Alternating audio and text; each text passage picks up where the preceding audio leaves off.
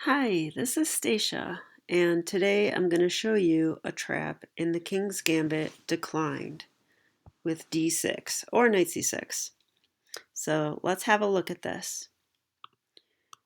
e4, e5, f4. So this is the King's Gambit. Now normally they will take this pawn, but black doesn't have to accept our little gambit here. They can play a move like, well, there's a lot of moves, but d6 is one that you'll often see from players that are scared to face the King's Gambit.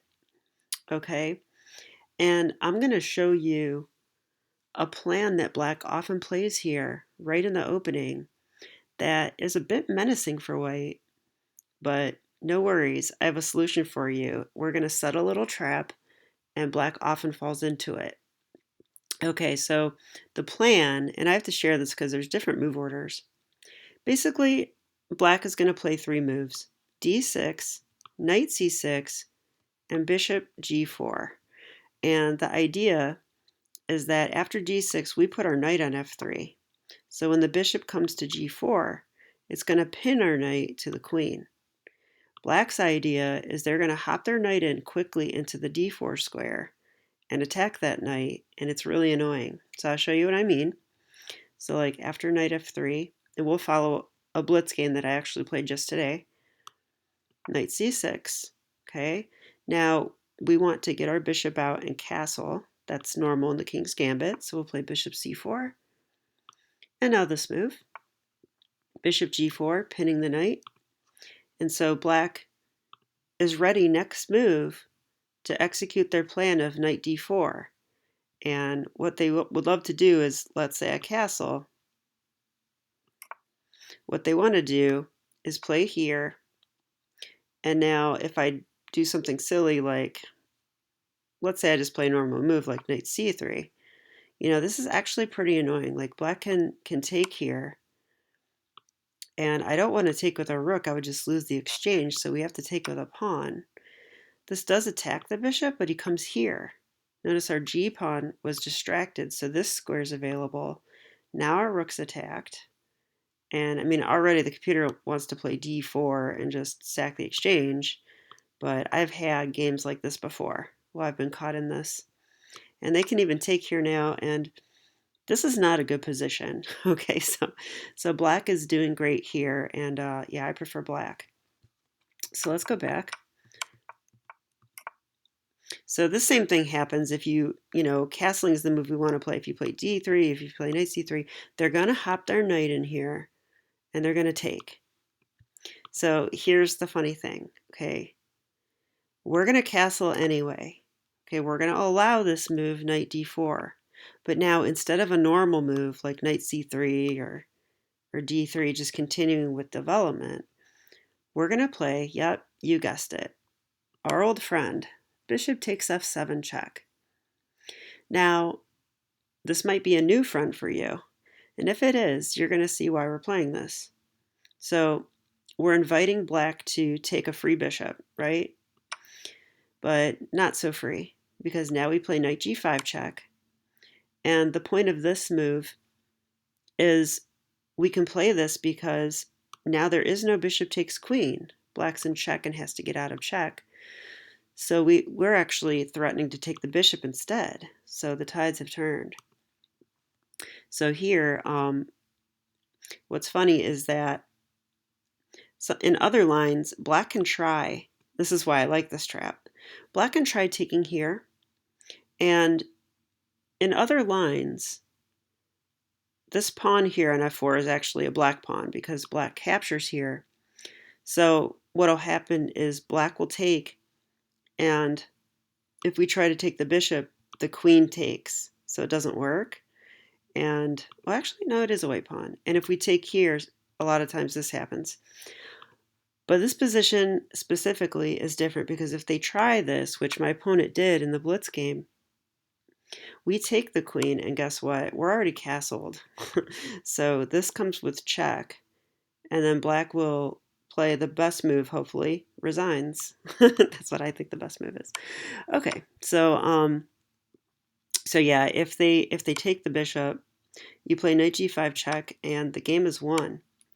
but I do want to show you something else. We can play this move, and black actually cannot take it. And they won't be losing immediately. It's obviously better for white, but maybe not even obviously, and I'll show you why. Okay, king e7. Now, a typical thing you want to do in this type of position is just retreat your bishop and say, haha, I want a pawn, and just continue the game. I will tell you that if you want to mess around with it, this is a very interesting move in this position because you can still offer for them to take again. If they take here, we take with a rook, and there's different stuff. You're basically going to sack and exchange. But we're going to sack and exchange in this line as well, and I'm going to show you what I mean. So we're going to treat the bishop to c4, okay? I think this is also okay, but the computer prefers this, so we'll just go with this. And so now if they try that same thing, like let's say they go knight here, we take bishop here.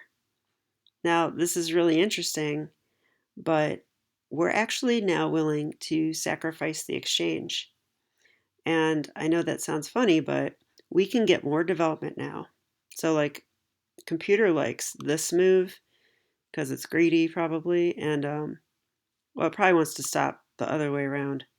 So you can play that, or you can play d4 right away, allowing this move. And the point, we're going to take with a bishop, by the way.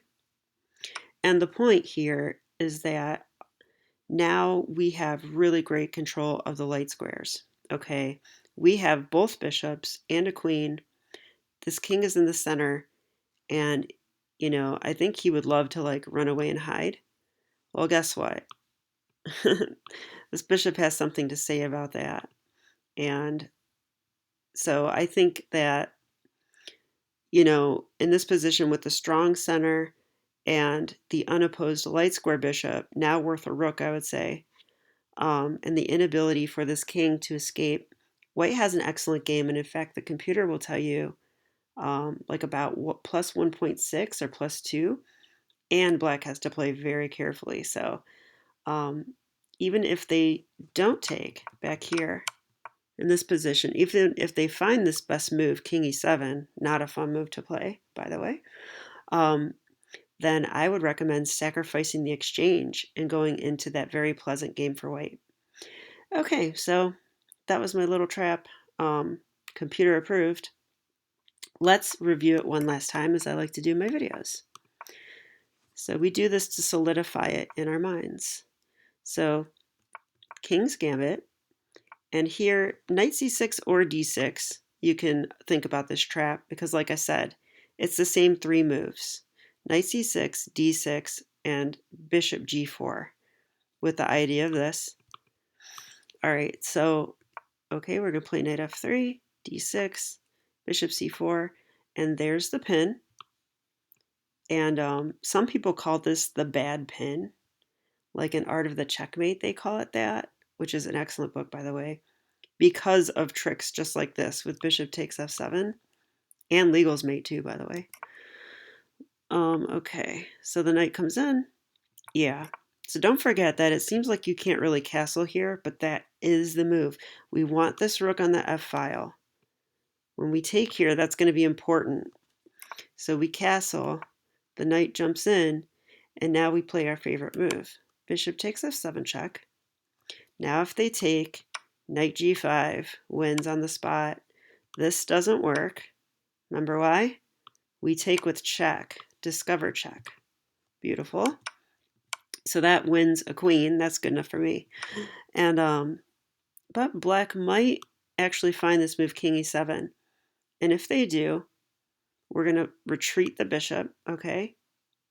You can look at this move on your own if you want. I'm not good enough or familiar with it enough to like give you any concrete analysis. I think it's kind of double-edged. So this is probably more practical. Bishop c4. And if they go ahead and take now, and they do this plan, we're actually going to say, okay, fine. We're going to sacrifice the exchange. Like, let's even take here first and see what they do. If they take here, well, actually, we could throw in this little check now. Might as well do that. King d7. Wow. Yeah, okay, this is a little different. We can still do this. They have this check, but I think we can just play king h1. This is, again, a very comfortable game for white. Computer says over +2, no matter what black does here. So, yeah, and you can check for yourself if you want. So anyway, I hope you enjoyed this little trap against black's plan to plunk their knight on d4, and, well, I would call it a plan to assault our knight on f3. So, yeah, I hope you enjoyed that, and if anyone has any further insights into this line, I would love to hear them. All right, thanks, and I'll be back with more chess. Thank you, bye.